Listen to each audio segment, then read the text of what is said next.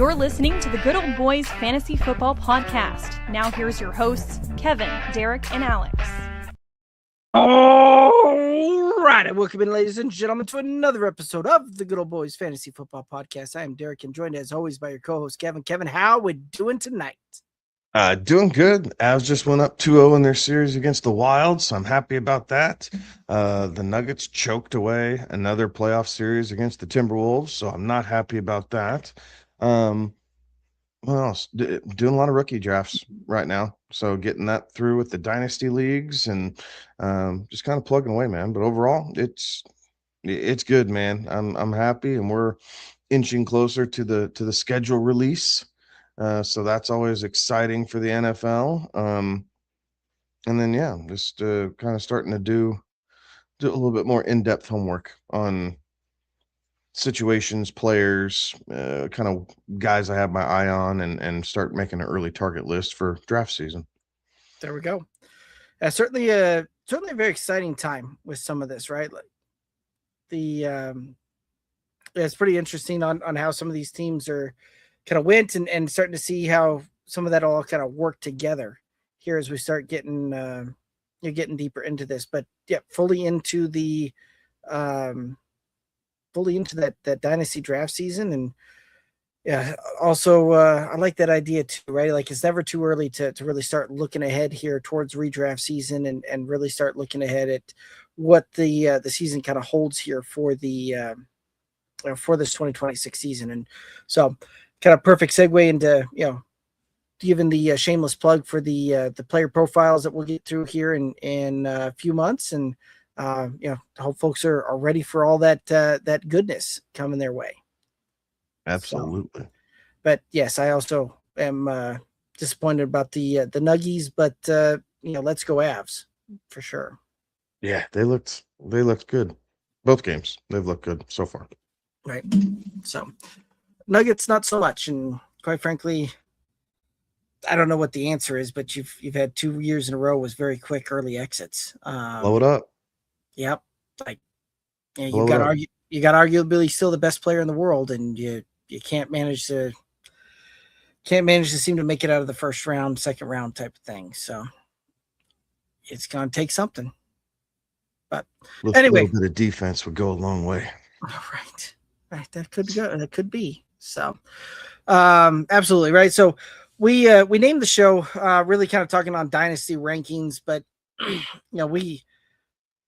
we talked a whole lot about. We kind of talked about that pre-show, and right, like dynasty rankings are kind of everywhere for the most part. Guys are in there, are kind of within the same vein depending upon where you look at. So, maybe a guy's up a spot here or down a spot here, but I think where we'll actually spend some time is really kind of looking at where maybe the values are in this one, and players that potentially slide, and we've seen slide through some of our own drafts here that we're able to feel like we get some pretty good value when drafting out of those spots, and feel like that probably will give some better insight for folks out there, hopefully, and more so than just kind of your standard. Oh, I've got this guy here and I've got that guy there, and cut and paste. It's really, it's not going to be much different than what you see out there and a lot of other sites. So we'll just kind of go through that a little different and put a little spin on it and really see more where value lies. But before we get into that, was there any news, any notes that you wanted to hit up? Nothing too crazy. We're starting to see some of these rookies sign their contracts and get things done. It doesn't sound like there's some big holdout here at the moment. So obviously not everyone has signed yet, but you don't hear that groups are miles apart. So that's kind of plugging right along. You're going to start to see some rookie mini camps.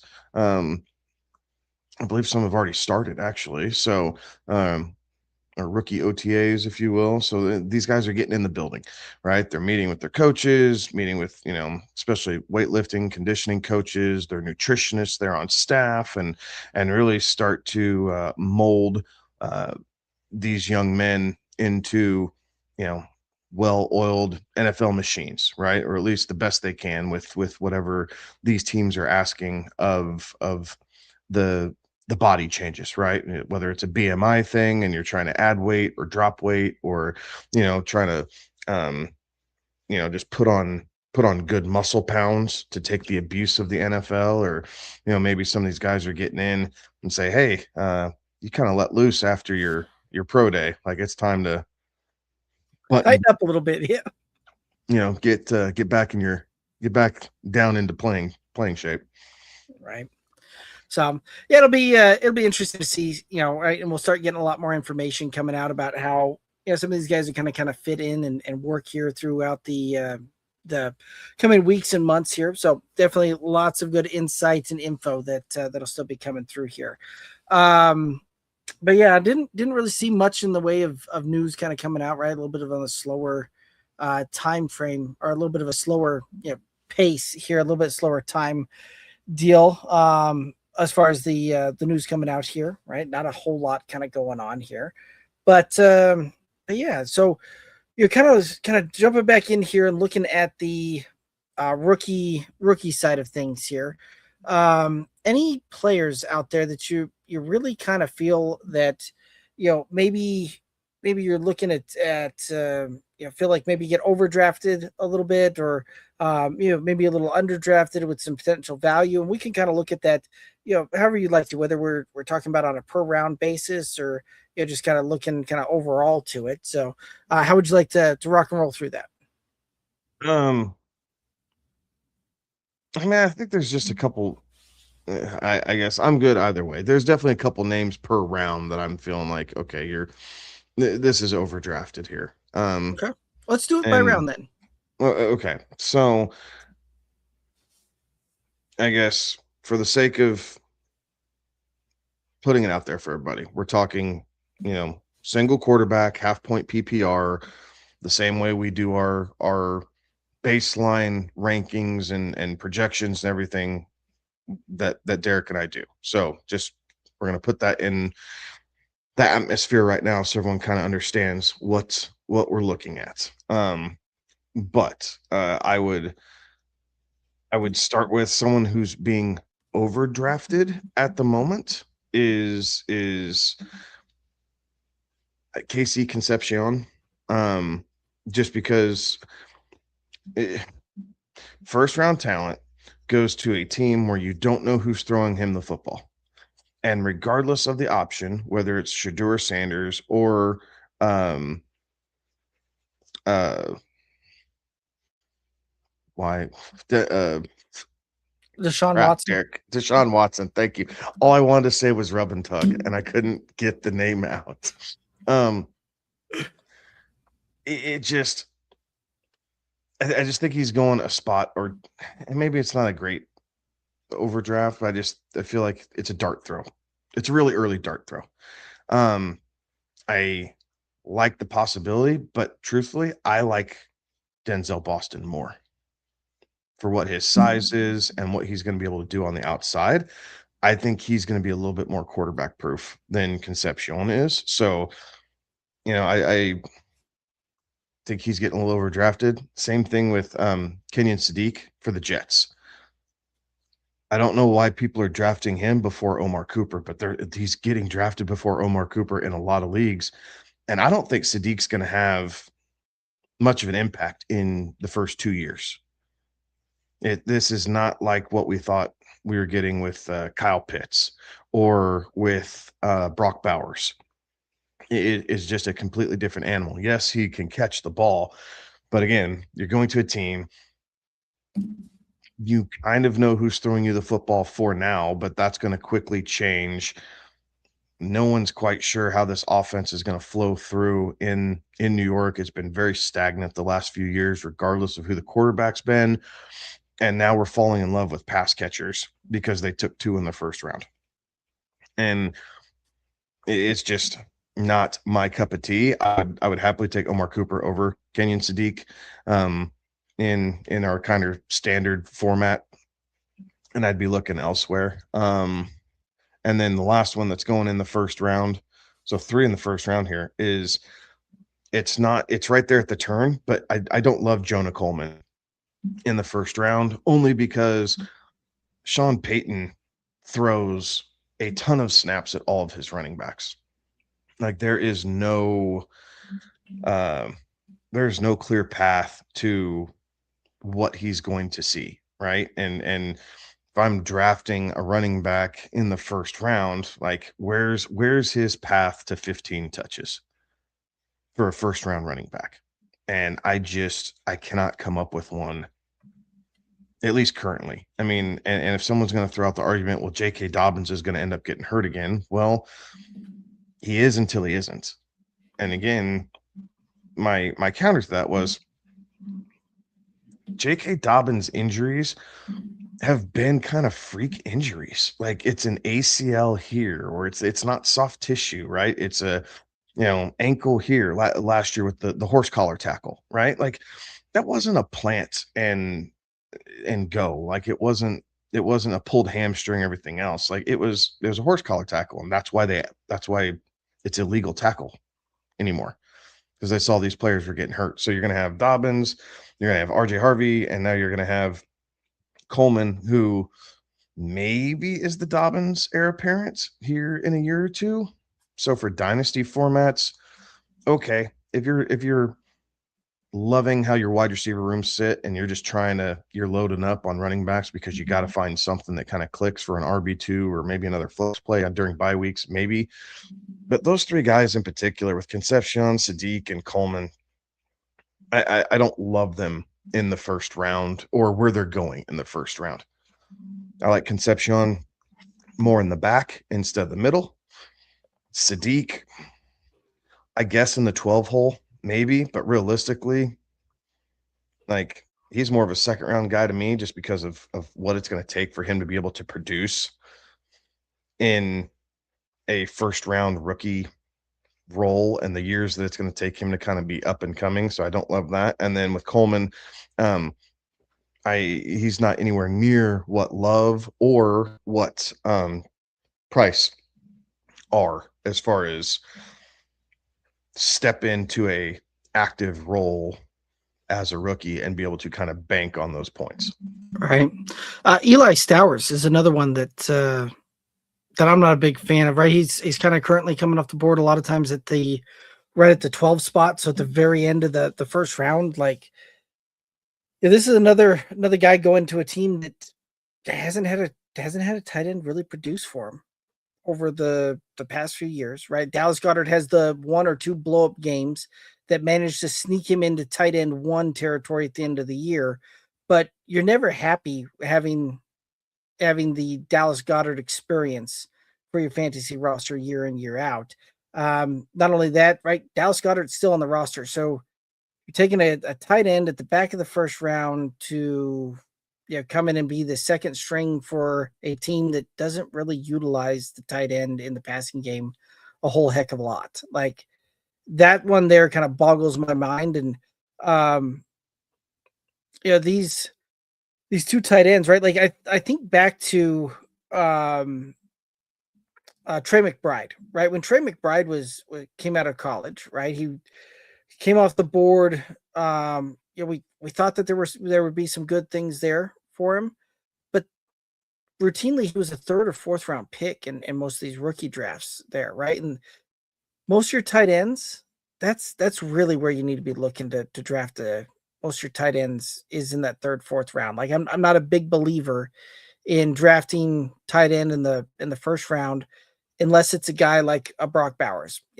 You could have swayed me with Kyle Pitts when he was coming out, right? With the frame, the build, the athleticism, everything else. Like, but Sadiq is a smaller tight end, right? Like he's a big receiver, small tight end is really kind of where he fits in at. And quite frankly, it's not in Geno we trust. You've got Frank Reich is coming in to be the offensive coordinator, and we've seen that work out so well in his previous stops as a head coach, right? Like, he gets all the credit for going into Philadelphia and winning the Super Bowl with them there, and the work that he did there, but it didn't translate down the road, right? And so I don't know. I'm not necessarily a believer in these tight ends in this draft class for where they're coming off the board at in particular. But I could continue to go kind of on and on, but I feel like I'll just be kicking a horse at that point. So, but no, I agree with you, right? Like it doesn't make sense. Some of these guys that are kind of coming off the board, kind of where they're coming off the board. But overall, right, like one of the guys that I do kind of really like and being kind of up there, right? If I'm sitting at the 103, really happy with where I get a kind of draft there with the 103 with a guy like right. Typically you're going to be staring down the Cardinal Tate or the Jordan Tyson type of move. And I'm good taking a shot on a wide receiver in that range. And really I'm happy with either one of those guys that falls to me in that range, right? On the off chance that Jeremiah Love happens to fall there. Yeah, I'm happy with that too. But I think that's a really kind of good spot to be drafting out of. You don't mind kind of drafting in that back end around that 109 because oftentimes you can get an Omar Cooper or a Boston fall to you there. I feel like there's some good value there as well. But any other thoughts as far as potential value in the first round as far as some picks there? I mean, value wise, I think that's about it for the first round, right? Like you're looking at, if Cooper or Boston can drop, then great. I don't have a problem reaching and grabbing, and really Antonio Williams is kind of a fringe player who the Commanders took in the third round there just because, he might play in the slot that just because that's where he predominantly played in college, but the Commanders don't really have anybody to throw the ball to outside of Terry McLaurin. So I don't mind that because the path for targets, as I hit my microphone, sorry, the path for targets is there for him. And so, maybe some folks have him a little bit later in the second round. I don't mind grabbing him in the back end of the first because at least you feel like Jaden Daniels is a competent quarterback. You just need him to stay healthy. And there's a plenty of open targets in Washington right now. So, maybe not necessarily the value, but in that range is a guy that I have no problem snatching up, knowing that he's not going to get back to me in the back end of the second. So you're kind of picking your poison right there. Right. Another guy that, if looking in that kind of moving to the second round, and I'm really, really not a fan with kind of how the board falls at that back end of the first, top end of the second type of range, right? Like top of the second, you start looking at like Mike Washington is kind of the predominant average draft position guy kind of right there. I mean, potentially, right? Like I can see the upside, right? The speed demon, the running back that can just fly. This is a guy that's coming in to play behind Ashton Genty, who this organization just drafted 8th overall out of the running back position. And I get that you've got an entire regime change going on there, and there's a good chance that you might see a very similar, kind of thing that we saw happen last year in Seattle between a Kenneth Walker and a Zach Charbonnet. But I just don't necessarily see Mike Washington being able to deliver value, at that level. I don't down on him as you are, but there is another guy who I have as my running back 3, who is going later that in Katron Allen. I think there's good value for him. There's great value for him. I see it personally. I think there's great value for him. I have him as my running back 3 for this rookie class in the situation, the opportunity. I don't think that he's going to be kept under wraps for long. Like, again, Bill is not the answer in Washington. But Katron Allen could be, because what people are doing is they're pushing Allen down the board because Penn State had Nick Singleton higher on the depth chart. Well, Allen was lower on the depth chart, but running with the first team offense consistently at Penn State there at the back end of the season. And I don't like Singleton's draft position. I don't like his landing spot in Tennessee. You still have Tony Pollard there. You still have Tajay Spears there. Like, it's great. You know the three running backs that they're going to carry. But how this, he'll get some touches when Tajay goes down again. Like, I think that's really what it is. Singleton's going to be replacing Tajay, not necessarily Tony in the next year or two. So I think that one's interesting. Here's another one I don't like at the top end of the second is Jeremy Bernard, Alabama receiver that went to Pittsburgh because it's Pittsburgh. Again, you have McCarthy. Okay, great. But you don't have a quarterback. Like, you actively do not have a quarterback who you know is going to throw them the ball. And now you have DK Metcalf, Michael Pittman, and Bernard there. Like, I don't see Pittsburgh lighting up the air whether Rodgers comes back or not this season. It's just going to look a little bit different from Mike McCarthy-led offense. Another one at the top end, like the one that I do like as a flyer is I like Chris Bell. I know he's coming back from injury, but Chris Bell, again, is a guy who there's a clear path to plenty of targets. You got Malik Willis. We're going to see how that pans out, but they got to throw the ball to somebody. So high draft capital. Chris Bell's coming in. If he can get healthy, he should be reminiscent, not identical, but reminiscent of maybe how Jalen Waddle looked his rookie season in Miami, right? He's just going to get peppered with targets because there's not a whole lot else behind him. Right. So that's one that I do like. But other than that, I mean, maybe in the second round, Jonah Coleman. Okay, maybe either one of the tight ends if they fall to the second round. Meh. Not my ideal cup of tea, but if you're starving at tight end in a dynasty league, like, you kind of got to take it where you can get it. Right. And one of those guys falls. I understand the perceived value, but I don't like, and this hurts because I'm a Georgia boy. I don't love Zachariah Branch in Atlanta. I'm not seeing the clear path. Like, he's going to be really gadgety, and I just don't know. Or I don't know how Atlanta's going to use him just yet. Like, are they truly going to embrace some of the gadgetry that they need to get him open and into space? Or is he just going to kind of wither away and people are going to forget who he is because he's just buried in an offense that doesn't know how to use him? Right. So a lot of dart throws. Chris Brazzell, the Carolina receiver who came out of Tennessee, a couple years ago, he lit the world on fire. What was his freshman year, maybe? Something like that, yeah.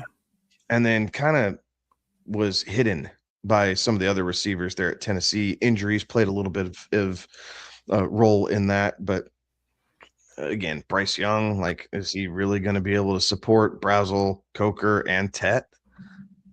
Like, that's a lot for Bryce Young. And I know he showed a couple little flashes at the end of last year, but Bryce Young's like the poor man's Trevor Lawrence. Like, he just never panned out to what people thought he could be. By the way, we called that in the pre-draft process. So in case anybody's wondering, roll the tape back because we actively said no thank you. Right. Real quick, kind of before you move off on that, just, the Chris Brazzell to Tennessee thing, like, Tennessee as Carolina, Chris Brazzell, University of Tennessee wide receiver, going to Carolina, but is an incredibly tall wide receiver again, right? Like, this Carolina receiving room, like, is kind of insane, right? They have the very short quarterback, but they have probably one of the tallest wide receiver rooms in the NFL. And so it's almost like, did they are they trying to make that where the receiver's taller so the quarterback can just float it up there and kind of go through it? But that was kind of an interesting thing when kind of seeing that come through on that. Yeah, it's reminiscent to what they did when Cam Newton was quarterback. Because Cam would always throw him high, right? If Cam's fault, when he was young and really getting used to the NFL was he was always exposing receivers, right? And at times that's a big no-no. So what did Carolina do? I said, well, we'll go get really big receivers, and then it's not as high. Right. And it worked a little bit, right? Obviously, he got him to a Super Bowl. He won an MVP. Like, it's not that Cam Newton was a bad quarterback, but Right. Carolina specifically has applied this thought process before. Cam Newton's a completely different type of quarterback than Bryce Young. So I'm not trying to compare the two, but just organizationally, this would be round 2 in the last 20 years of, hey, we're just going to have the biggest receiving core in the NFL, and we're just going to try and figure it out that way. Right. Yeah, because you kind of look at that, right? Ted McMillan 6'5", Jalen Coker 6'3". I'd have to look up here what Brazel is, but I know he's probably up in that same type of range there. Yeah, heck. 6'4". Okay, yep. But it depends on where you look at, because there's other things to say out there at 6'5". So there you go. So I mean, that's combine came in at 6'4". Okay. So it's just kind of interesting when you look at that they certainly have 3 guys that could line up there, and the shortest one of them being 6'3" is a slot receiver. So absolutely. So now very interesting there, right? But not to kind of derail that one, but where else you kind of looking at there? So Emmett Johnson's another guy. I don't understand why you're drafting Kansas City's backup in the second round. Early in the second too. Yeah, so I don't like that. Now, some guys that I do like in the second, right? I like Katron Allen a lot. I think there's a lot of value there. He's my 3rd running back on the board. Dejon Stribling. Okay. I understand that the Niners got a lot of flack for drafting him as the first player off in the second round. But clearly, they see something in this kid. And for a team that has Mike Evans, who is long in the tooth now, right? He's much closer to the end of his career than he is the beginning, and has chronic hamstring injuries. Ricky Pearsall, who has not been able to stay healthy his entire NFL career. And this isn't even like the weird gunshot thing when he was at the convenience store and got shot. This is just aches and pains and everything else. Like George Kittle, who is good until he's not. Like the Niners receiving core, their receivers, and then you have Christian McCaffrey, who, yes, stayed healthy all of last year. I'm fading him again this year. Like after 400 plus touches at 29 years old, to see him come back in his age 30 season, I'm not saying the wheels are going to completely fall off. I'm just saying I think there's more likelihood that he's going to miss time this year than not, based off of his body of work. So put all that into consideration. Stribling's a guy that I really like in the second round. You have all these guys who get nicks and bumps and bruises and misses time and all these things. And Stribling's going to be the young, healthy guy. Like, I would not be surprised to see him put a really strong rookie year together, just because he's constantly going to be filling in for guys who are missing, even if he's behind him on the depth chart. And I understand he's not going to play tight end, but those targets need to go somewhere. Right. If McCaffrey goes down, those targets go somewhere. Mm-hmm. And Stribling's really, he's built slightly smaller than Mike Evans, same concept in a lot of cases. So really, if Evans goes down, or if Evans is 1 year and they decide to move on, or whatever that looks like, Stribling's that X. Like, he is the X future of the future X, of the 49ers. So with him falling, I really like him in the second round. A lot of like the pro, like top-notch fantasy players, and you start looking at some of these like high-end guys who just crush this for a living, they're taking him in the first.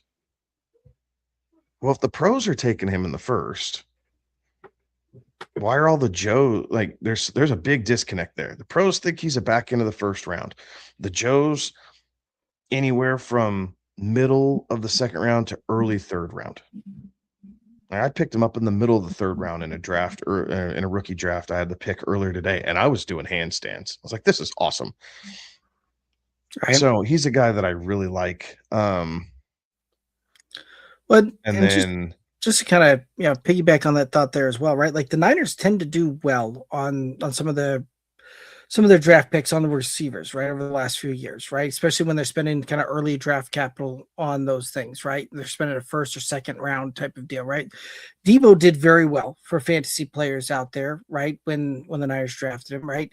Brandon Ayuk did well for several years out there as well, right? So Ricky Parasol, right? Book still out there. It hasn't quite been written, but we saw some flashes this last year, right? So right, who knows what Ricky does this year, but this is a guy that I'm willing to take a dart throw on, especially where he's coming off the board oftentimes towards the back end of the second. So I really do think there's tremendous value there. Another guy going right around him is Ted Hurst, another guy who I understand what the depth chart looks like in Tampa Bay. Mm-hmm.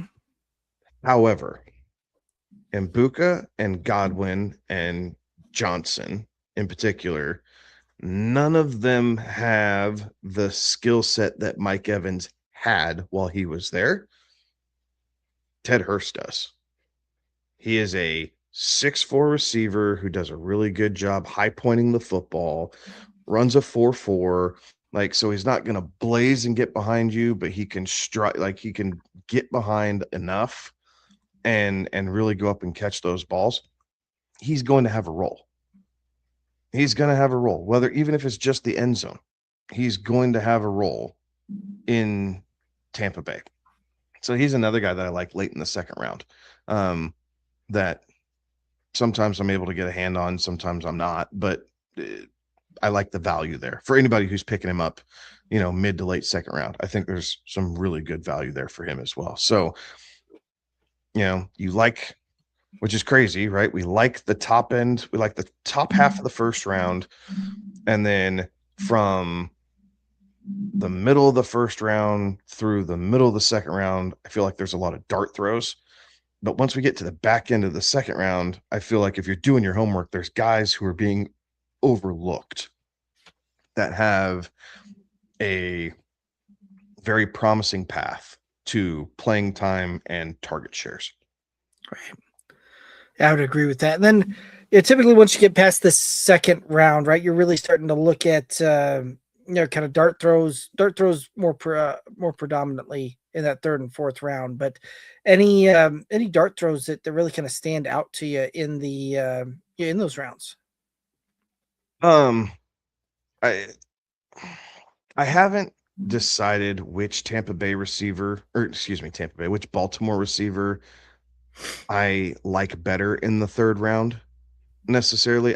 But I do have shares of Surratt and Jacoby Lane. At the moment, I'm leading more Lane because they drafted him first. So I'm kind of letting the team tell me who they valued more, if you will. So I'm liking that a little bit more. Damon Claiborne, the running back for Minnesota, he's starting to sneak up into the second round now. But I like him in the back end of the second for sure. But I really like him in the third. Again, Aaron Jones isn't getting any younger. One little injury, and then there's a clear path to at least some use there. And then Kalen Black, another San Francisco 49er. I like him in the third as well. I'm not saying that he's going to be the guy if McCaffrey goes down, but he's going to be one of the guys if McCaffrey goes down. So for a third round pick, okay, fine. Offense that likes to use the running back a lot. Here you go. He had a great career at Indiana, excuse me. Go from there. And then my third round quarterback. If I'm looking quarterback this year, third round, I'm going Carson Beck. Like he will start games this year. and the Cardinals will be best served to make use of Jacoby Brissett as long as they possibly can, just to make sure that Carson Beck is ready. But I really think that Carson Beck could be kind of that next story of the guy who came in, sat for a year, but was able to gain so much knowledge and get so much fine tuning that he'll step into year 2 and a lot of people are going to be like, whoa, where'd this guy come from? So I like him in the 3rd round as kind of a quarterback dart throw, if you are, more so than Drew Aller or Caleb Klubnik, who very well could see playing time this year as well in New York with the Jets. Nussmeier is another guy who's kind of floating around the 3rd round, maybe the 4th round, in going there to Kansas City. Like, it'll be interesting to see what it looks like between him and oh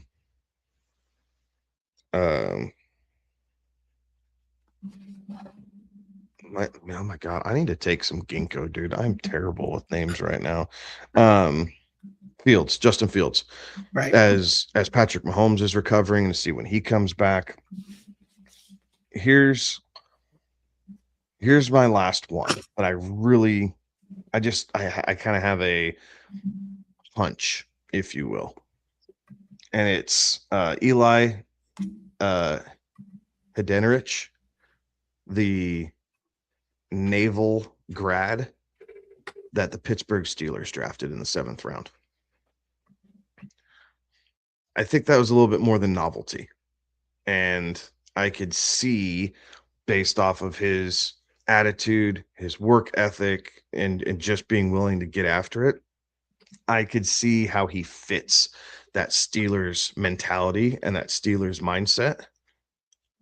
And I think that there's going to be a role for him by the time this season is done.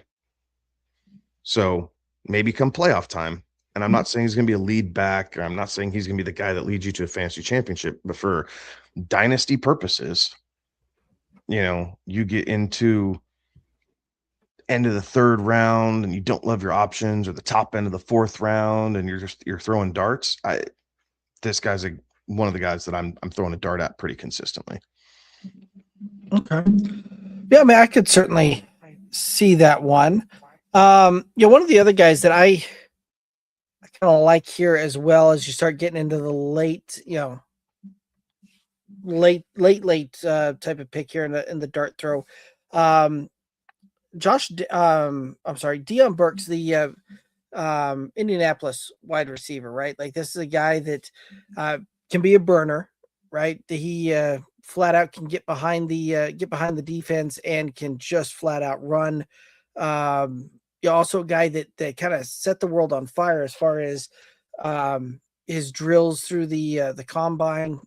Was one of the kind of the top percentile guys there, but he is a guy that is a little bit undersized. But I think that can probably work in this Colts offense and slot in as kind of that 3rd guy, and potentially see some of those kind of big home run type of plays there. So one of those that if I'm staring down the 4th round, like that's a guy that I'm really been finding myself acquiring quite a bit of here through that 4th round. So that's one. I was just looking at Deion Burks, but yeah, 4.3 flat for his 40, 42 and a half for his vertical jump. Bench press was at 26 reps for a guy who's 5'10", 180 pounds. Like, he's a little smaller, like you said, but he's explosive in a compact frame. And if he's able to get the rapport with Daniel Jones and kind of gain his trust, I could agree with that. Like, he's going to find himself some playing time, and see if he can get into space and do some damage for the Colts there, and take a little bit of the pressure off of the rest of the offense, even though they did just pay Alec Pierce a crap ton of money. And then you still have Josh Downs there also, but still, right, as a 3rd guy, him and Downs are probably, I almost wonder if they're going to fight each other a little bit for that slot position. But just because they're there. You could put either one on the outside, put a little motion behind it, and hide those guys pretty easily.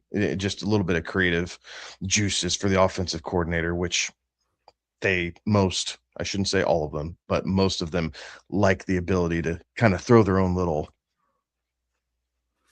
trickery, if you will, or wrinkles into the offense. Put a little candy on it, little window dressing there for it. And Josh Downs is a guy too that I think we'll see a lot of Sundays, right? Like, sometimes when we see these receivers drafted a little bit later, and that this is a guy that can make an impact on the special team side of things, and so I think he will find himself suited up on Sundays. And quite frankly, when you're able to do that, there's a good chance that you can see the field on and start putting things on tape and start earning additional playing time there as well.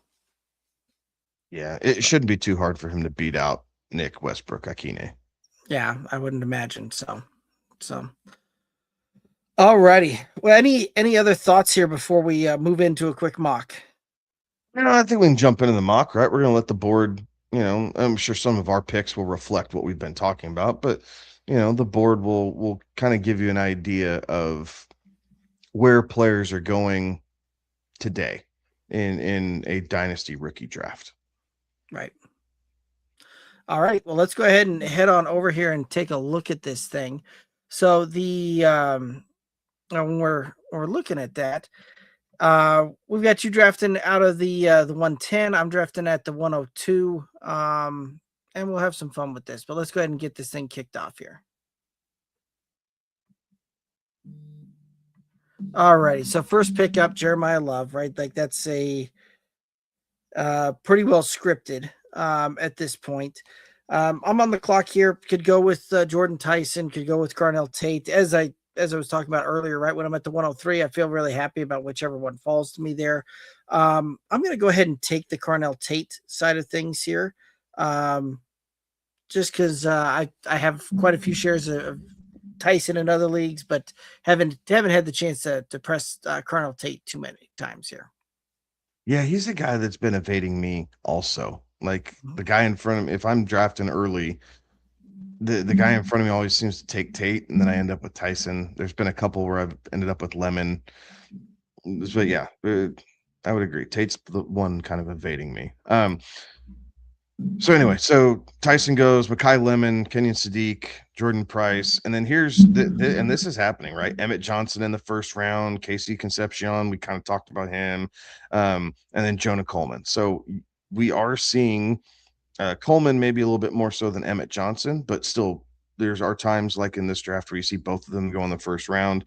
Not my cup of tea, if you will. So really it's for me and based off of our conversations and kind of what's been going on, like it's, what's my flavor here for the back? Do I want to go Cooper or do I want to go Denzel Boston?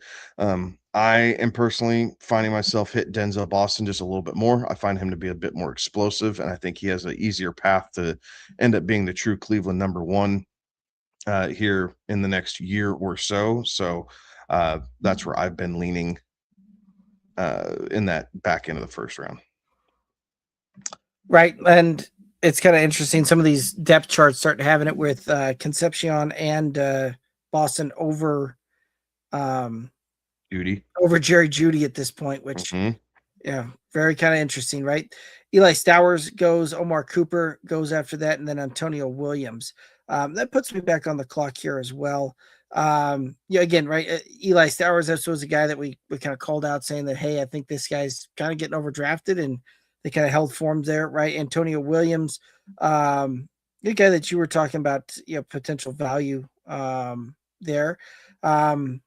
I'm kind of looking at the board here, right?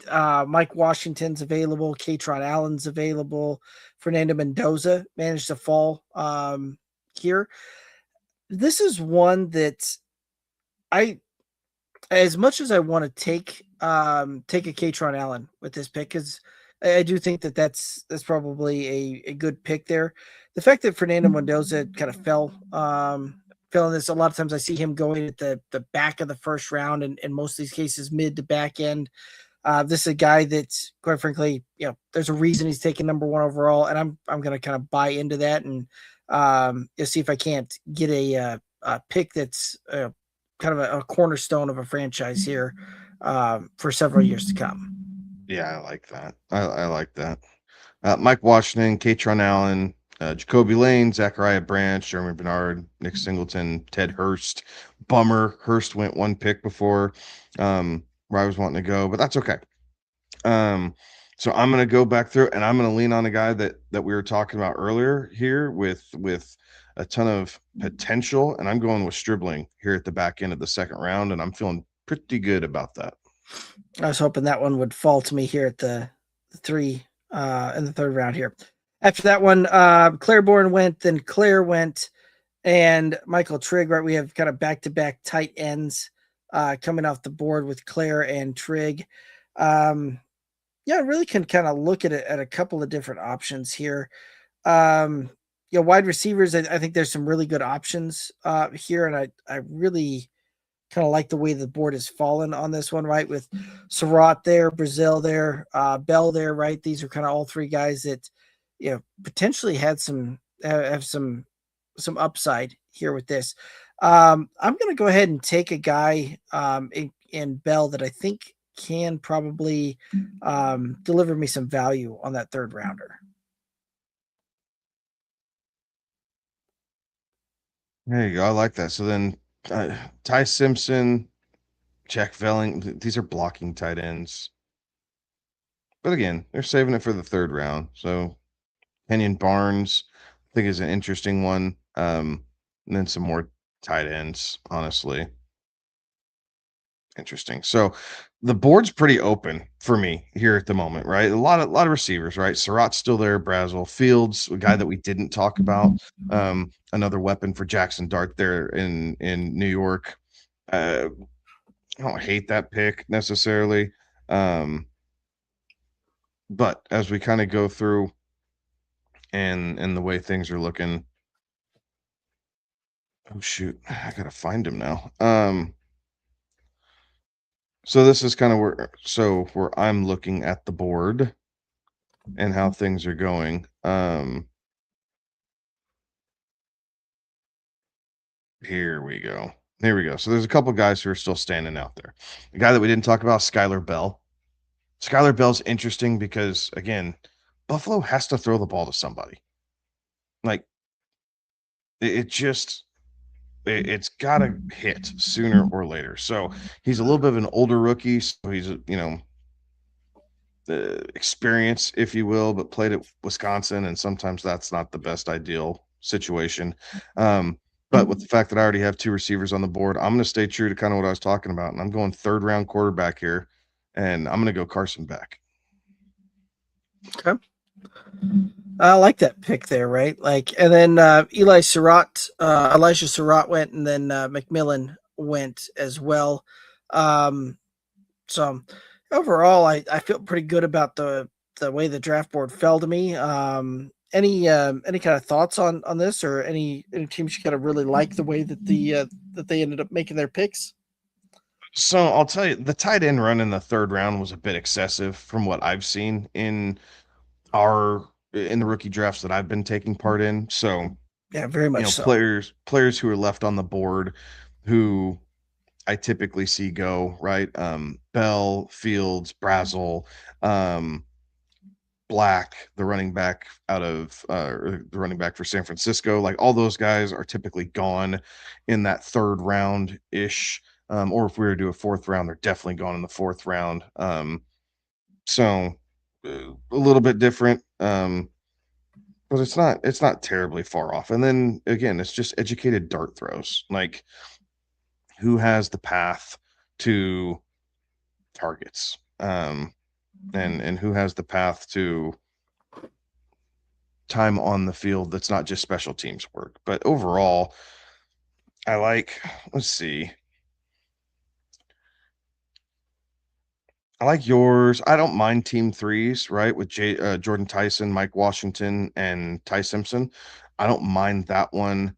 I feel like a lot of these teams that the computer drafted were 2 out of 3, if you will. I don't love Team 6 outside of Jadarian Price. I really don't like Team 7. Yeah.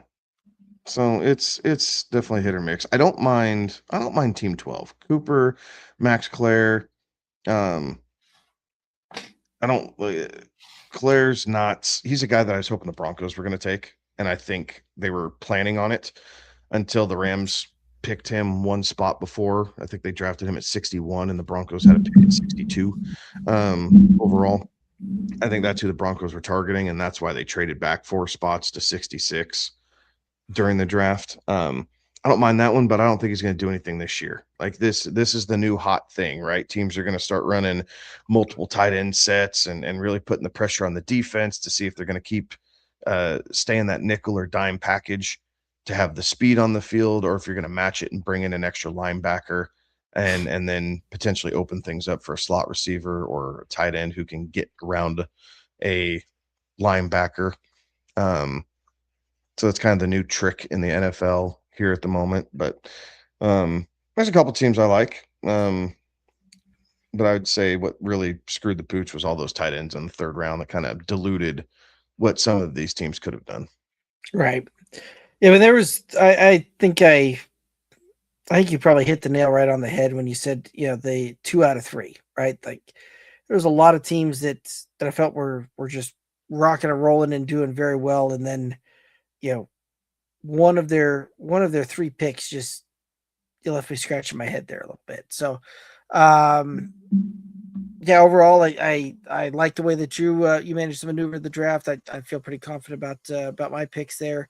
There was a couple others that kind of did well, but overall I think they're, for the most part, it was kind of 2 out of 3, which some of that happens when you've got the computer AI trying to draft there, and just kind of doing what it wants to do, or trying to follow a specific ADP type of scenario. So it's interesting, and we'll see how that one comes how that kind of continues to turn out there. But yeah, overall I didn't see too many shockers off the board. So any other thoughts here with the draft? No, pretty standard first couple rounds, right? Like again, you can see I leaned kind of heavily on guys that I was talking about earlier, right? They continue to fall in these spots, and I would tell you that for the most part, where I got those guys, I can get them in 10, 12 person leagues, playing with the full room and not just having the AI draft 10 out of those 12 spots. So I feel good about that. I thought what does happen, like I saw it happen in one of my leagues earlier, was Mendoza falling to the 2nd round. Like I've seen it once. Most of my leagues are super flex, so I don't see it, but there are 2 leagues that I'm in that are single quarterback leagues, and in one of them he fell to the beginning of the 2nd round.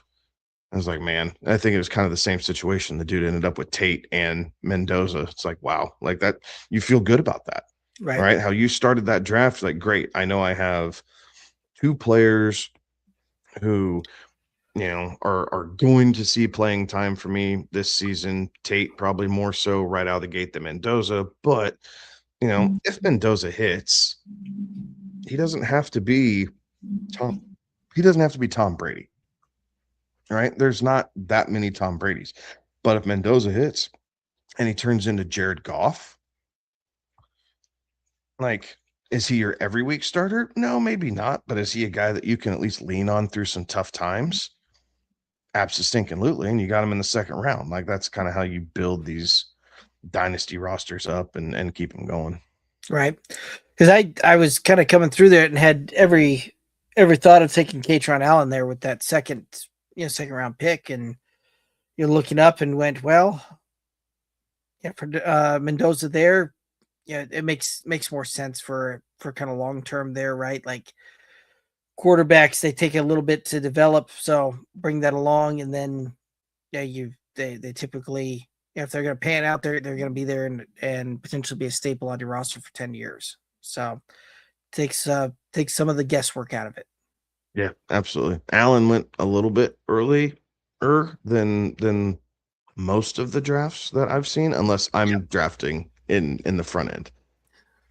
If I'm drafting in the front end, I'm smashing him in the second round. Like there's got to be a massive drop by somebody to have me overlook him and grab somewhere else. But that's okay. It happened, and there's going to be drafts where he is. And I think the longer you go before your rookie draft, I think the higher up the draft board he's going to go. Like he was a great, back into the second, third round pick right after the draft because people kind of weren't catching up to it. And now he's in the back end to the middle of the second. This draft had him more in the middle to the beginning of the second.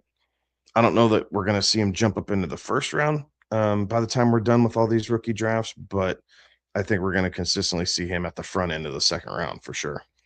Yeah, very, very well could be. So I would agree with that. Yeah, I do believe that's going to take us down here to the end of it. Any final thoughts out there for the viewers and listeners? Thanks for tuning in, right? I mean, obviously, if you guys have questions during these rookie drafts, a lot of them are slow drafts. Feel free to hit us up at Good Old Boys FF. We'll kind of give you at least what our opinions are on it, whether it's draft day trades, whether it's which rookie to pick up, and some things like that. We'll at least be a sounding board and can give a differing opinion, or maybe it's what you had as far as an idea all along, and you just need confirmation. But we're here for that. So other than that, thanks for tuning in. Enjoy your NBA, NHL playoffs.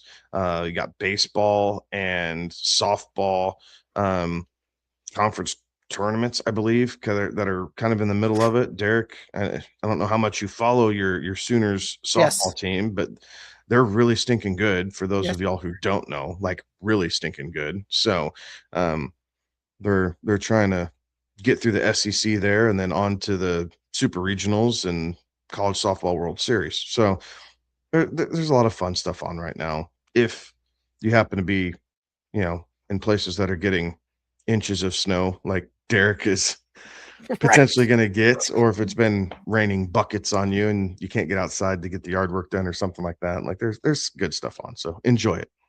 Right.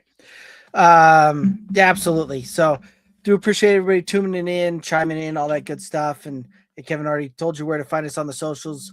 But do us the favor. Make sure you hit the like, the subscribe button, all of that. It does help us out. That's going to do it for us tonight. He's Kevin. I'm Derek. Have a good one. Be safe. Toodaloos.